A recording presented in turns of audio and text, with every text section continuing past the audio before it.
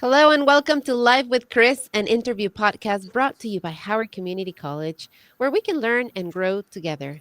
I am your host, Cris Oviedo, and I want to thank you for joining me today. September 15th through October 15th marks the celebration of Hispanic Heritage Month. It's the time of the year where we, as a country, recognize and celebrate the diversity within the Latino and Hispanic culture and the many contributions that this comunidad brings. Howard Community College is very proud of its Dragones and is joining the fiesta with multiple events on campus, showcasing the good work of our students, staff, and faculty, plus elevating the ongoing opportunities that are available to all members of our Latino, Hispanic, immigrant communities, and everyone really seeking to further their education. And to talk more about these opportunities, what it means to be Latino or Hispanic here at Howard Community College, I'm very excited to welcome this morning Sandy Cos. Sandy is the Director of Equity and Community Engagement here at HEC. And it's really great to have you here joining me to have this conversation. So, welcome, Sandy. Thank you, Chris. Thank you for having me. So, for our conversation today, I want to center around this excerpt from the presidential proclamation on National Hispanic Heritage Month. And I'm going to read the proclamation first. And the proclamation says America can be defined in one word: possibilities. The Hispanic community has always embodied that ideal. It lives in the dreams of those who have only just arrived here and in the legacy of families who have been here for centuries. Latinos have helped chart America's course since our start as doctors and engineers, as artists and entrepreneurs, and leaders in science, business, labor, government, and military, and across grassroots movements. Their faith and drive have pushed our country to grow, prosper, and pursue its highest ideals. It's a lot to unpack in this one statement. So I want to go back to the beginning of this, right? Where it says the word possibilities, right? It talks about possibilities and the embodiment of this ideal within our culture. Sandy, how do we see this reflected, this idea of possibilities in our students here at Howard Community College? Yeah, so I really like the expert of the proclamation that you read. And I think that as a community college, we are about possibilities. We are what is called an open access institution. We work with all students, we meet them where they're at. When we talk specifically about our Hispanic and Latino students, we talk about the possibilities, honestly, for me, for the entire family. As a community college, in our middle name, it is the word community. I'm a big believer that here at HCC, we can serve the entire family. We work with Hispanic and Latino students that are just graduating from high school that are coming to HCC. Through our continuing education program, we have our English language courses that work with newly arrived immigrants or people that have been here for a while and want to improve their English to improve their career opportunities. We work with students that want to make a career change. They may be adult learners, right? They had one career and they want another one that has better earning potential. All those possibilities exist here at HCC for all of our students, but I think also for our Hispanic and Latino students at HCC. I have had the pleasure of being at HCC for about 6 years now. And when I first arrived here, I was managing the Ambiciones program, which is our Hispanic Latino student success program. And, when I first arrived at HCC, that first fall semester, our student enrollment of Hispanic and Latino students was about 11%. Last fall, in fall 2022, that number rose to 15%.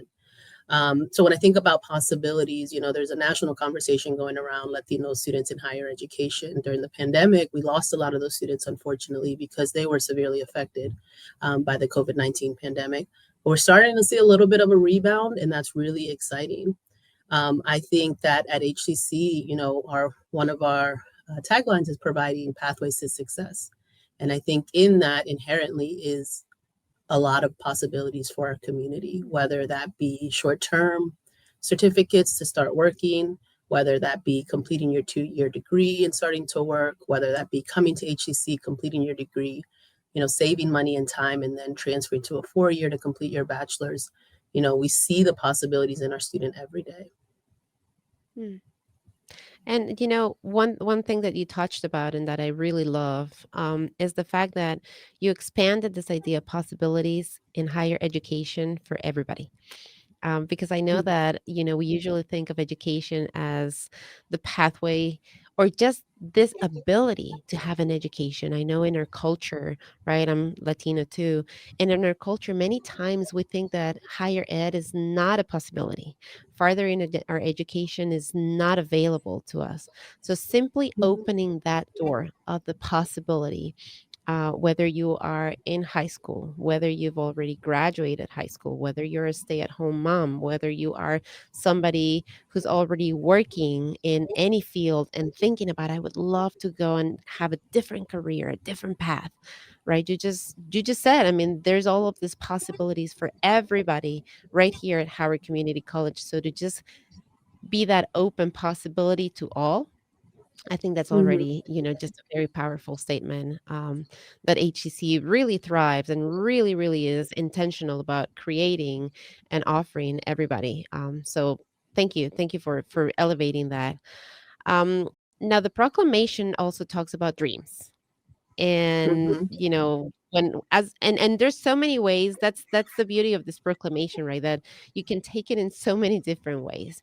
But when I first read it, what came immediately to my mind were our dreamers, right? And dreamers, if somebody who's listening or watching is not familiar with, in our community, what I'm talking about specifically and related to immigration is primarily undocumented students and youth who are dreaming of a pathway to citizenship. Sandy, talk to us about, where we're meeting the students, where they dream. Yeah. Yeah, it's definitely one of our favorite taglines, meeting students where they dream. I think also ties into the possibilities that we discussed in the prior question. We are very lucky in the state of Maryland to be considered what's called a comprehensive access state because of the state legislation that we have providing support and resources for our undocumented students, whether they be DACA or undocumented. And so, we get the state of Maryland through state legislation gives statewide access to in-state tuition through the Maryland Dream Act. There are some requirements to that, but that is a possibility. And HCC has worked really hard with the school systems to educate people, right? You mentioned earlier that sometimes folks in our community believe that education is not possible. When I talk to these students, I say it is possible. Your route looks a little different, right? That is true. I don't want to discredit that, but it is possible and we can show you how. Along with the ability to access in-state tuition as state residents, the state of Maryland also has a state financial aid application for students that are undocumented and would not qualify to apply directly to the FAFSA. Here at HCC, we treat that equally. So when the applications open, our financial aid office has done a great job of saying, we have FAFSA Fridays where you can schedule an appointment and work with a counselor to get support with your FAFSA. But we also have MISFA Mondays, right? Same thing.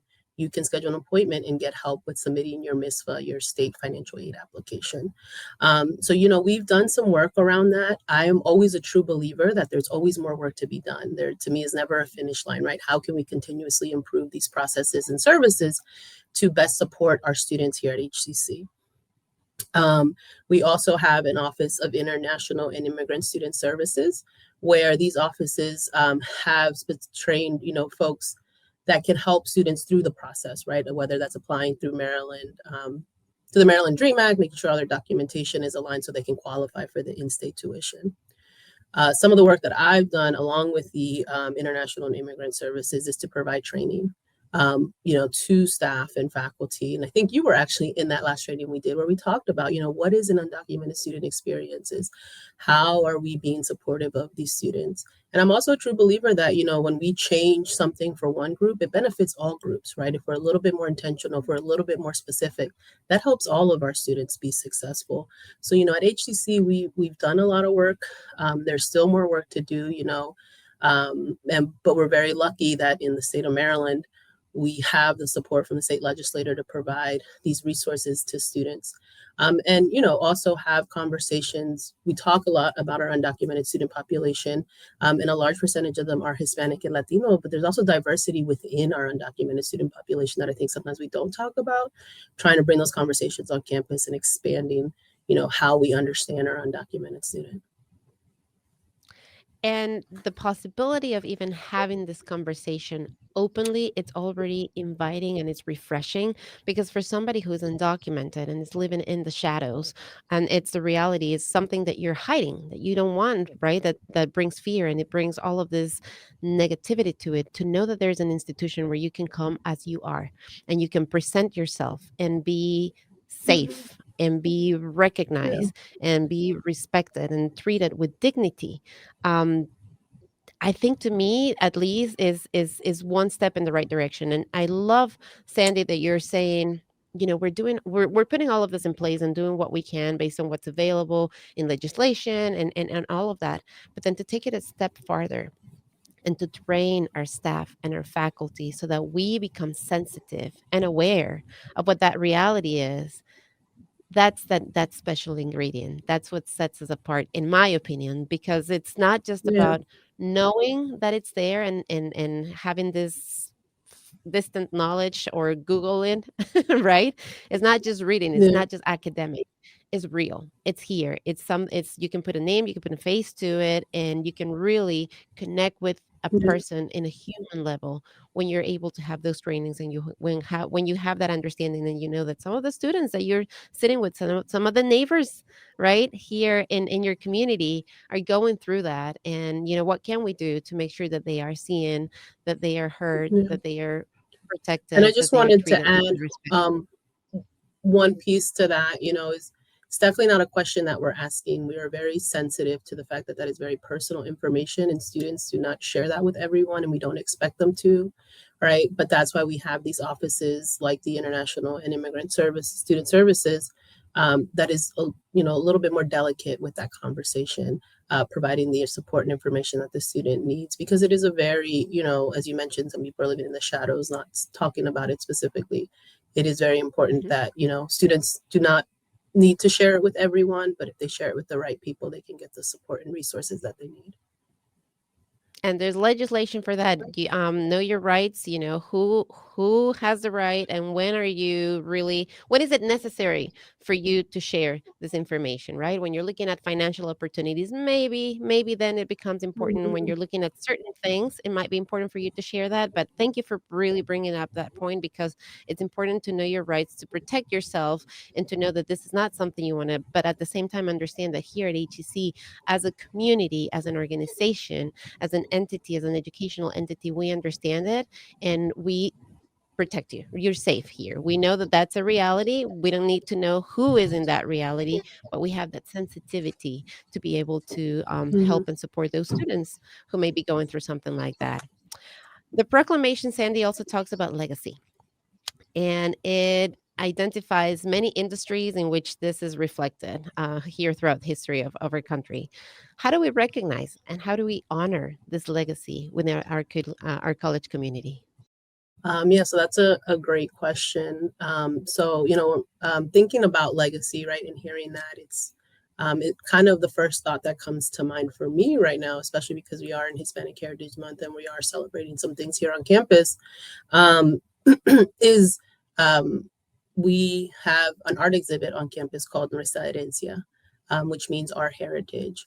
And it was an opportunity for our Hispanic and Latino students, faculty, staff, and alum, and some community members to submit artwork to be part of an art exhibit that is up right now at the Rouse Company Foundation gallery here in the Horowitz Center. Um, and so I think for me, I've been at HEC for about 6 years now, and this is the first time in my time here where the Hispanic Heritage Month celebration is happening across campus. Historically, I used to run the Ambiciones program, and we would partner with Student Life to have one event to recognize this day. And now we're moving towards a model that allows us to partner with folks across campus, right? So that students are reflected and being seen. And I call the Heritage Month a highlight month. It is the one month where we kind of put a spotlight on it, right? And say, these are the things, this is the community, some education. But it's also important to move that conversation beyond the highlight month, right? That this is not the only time in the year, the semester, where we can do programming around our Hispanic and Latino students.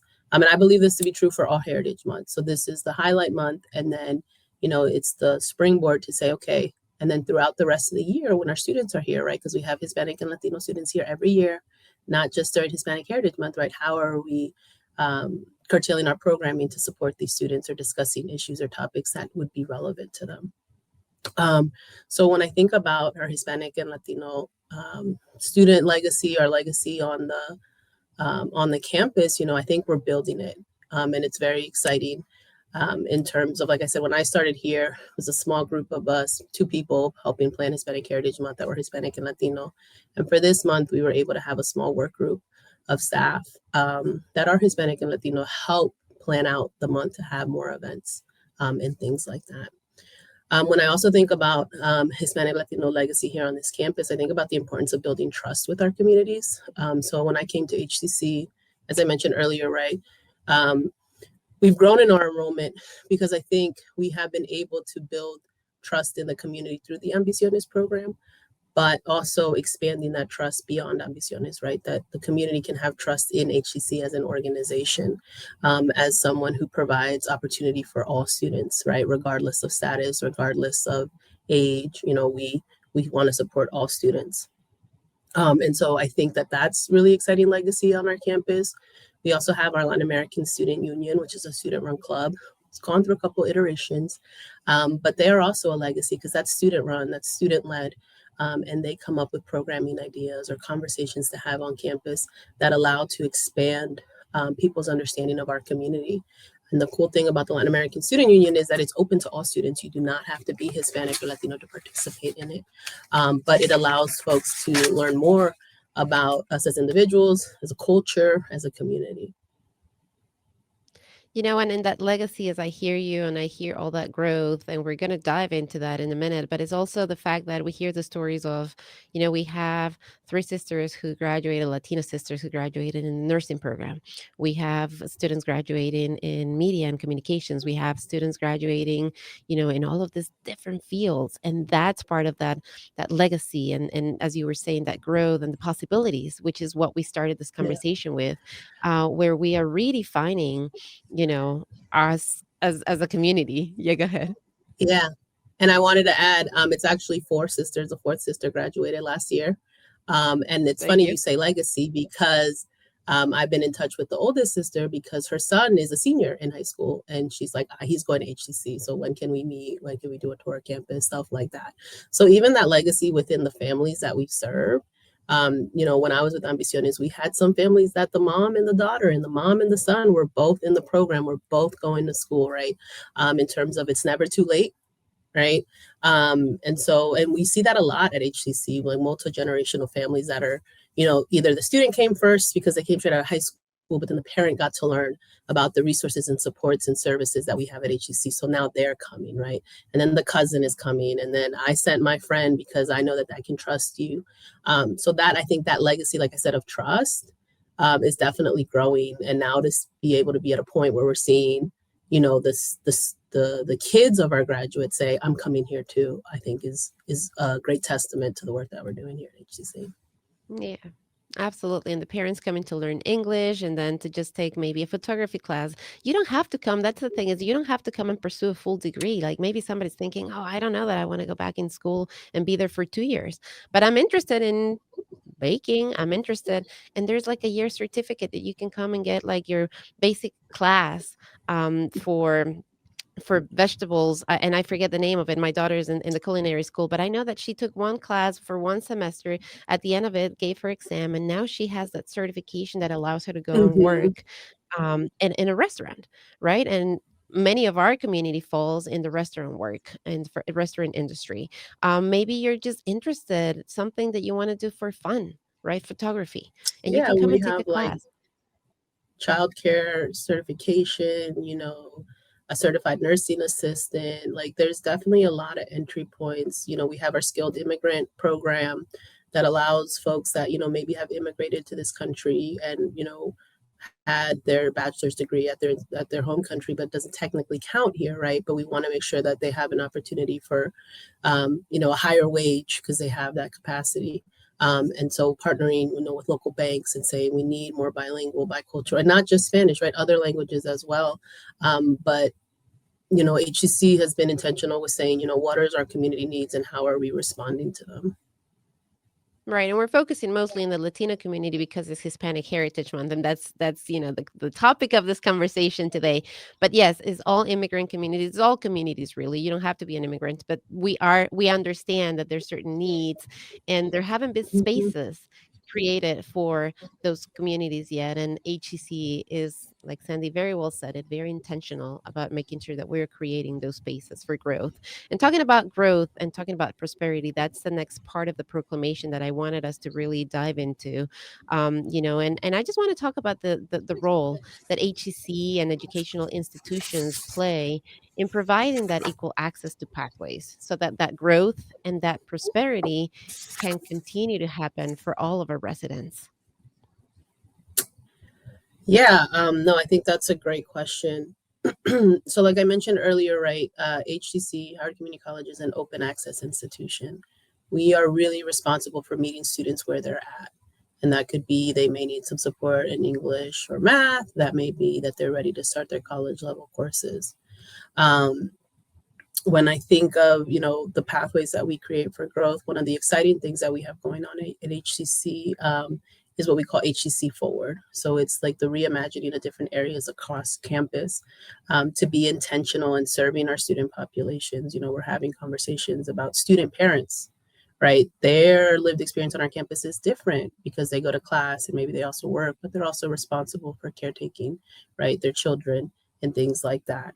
We're having these conversations around, what demographics based on what's going on in the county, who's showing up on our campus and who isn't. Um, and so we've had some growth, like I mentioned earlier, in our Hispanic and Latino, staff population to allow more entry points on campus for students, right? That they can talk to someone in outreach that's bilingual and bicultural, that we have a financial aid counselor, right, that can explain, the FAFSA and the MISFA bilingually and biculturally. So I think we have a big role and responsibility to play. Community colleges were created to be an easy access point to communities, right? You don't have to go to a four-year right away. We're also having conversations about a workforce trade center on our campus, right? To provide more opportunity, to provide access to high-paying careers, right? That require you to only complete your two-year degree here, and you can start working and have, a good wage and be able to provide for yourself and your family. So, we as an educational institution have a lot of responsibility for the growth of our community, all communities. But like you said, we're focusing on our Hispanic and Latino community because of Hispanic Heritage Month. But really saying, what more can we be doing? Where can we be?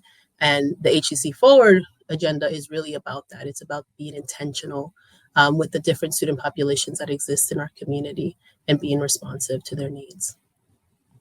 And the one thing that I do want to elevate, Sandy, because I know it's true for you and for all the people who work at the Center of Justice, is it's the listening and the co-creating, right? Because I know we're talking and we're emphasizing what we already have and the understanding we have, but we wouldn't have that understanding if we were not listening first. I would love for you to really, talk a little bit more about that process of, yes, we are bringing and we are creating all of this here, but it's really because we are taking our time in listening to what our community and what our students are saying.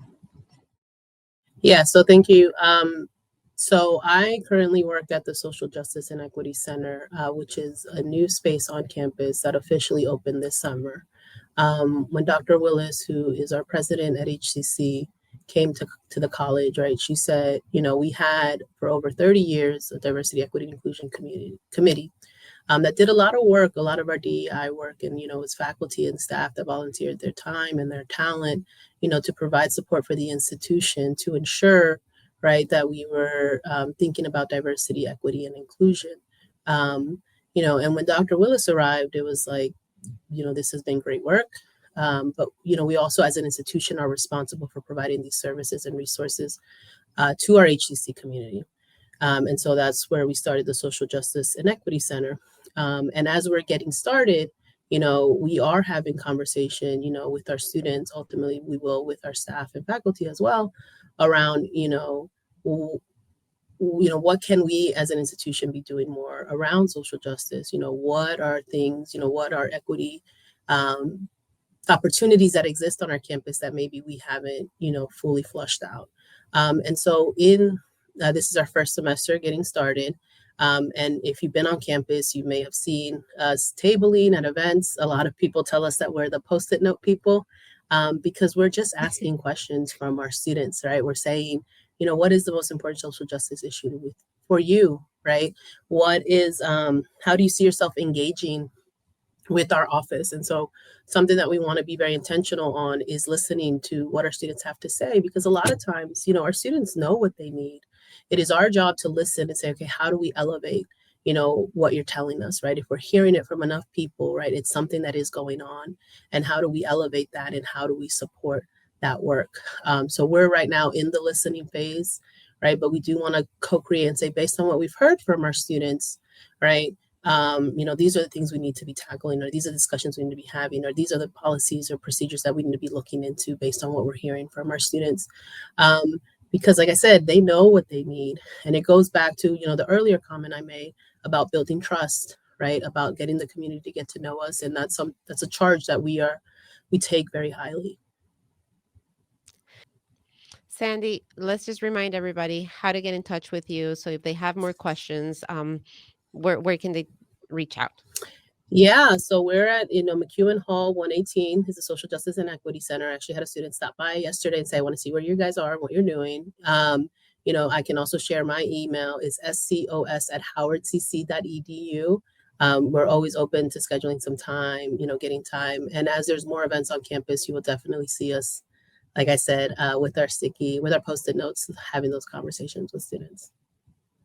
Thank you so much for coming to our show today, Sandy. I really appreciate all the work that you're doing and the intentionality and the heart that you put into it. Thank you. I appreciate the opportunity and hope to see some of y'all at the events this month. And thank you, everybody, for listening. Thank you, everybody, for watching. There's possibilities. There is this exciting adventure that we are embarking together as co-creators of the future of HCC. You have Sandy, you have the Center for Social Justice and Equity here at HCC now open. And like Sandy said, they're listening. They're listening for what more can we be doing to serve everyone here in our community. Join us and celebrate Hispanic Heritage Month. We have many opportunities, as Sandy said, and continue to stay tuned with us, share this information with others, and think about coming to HCC and furthering your education, regardless of where you are in life today. We are here to meet you where you dream. Have a wonderful rest of your day, and until next time, I am Cris Oviedo.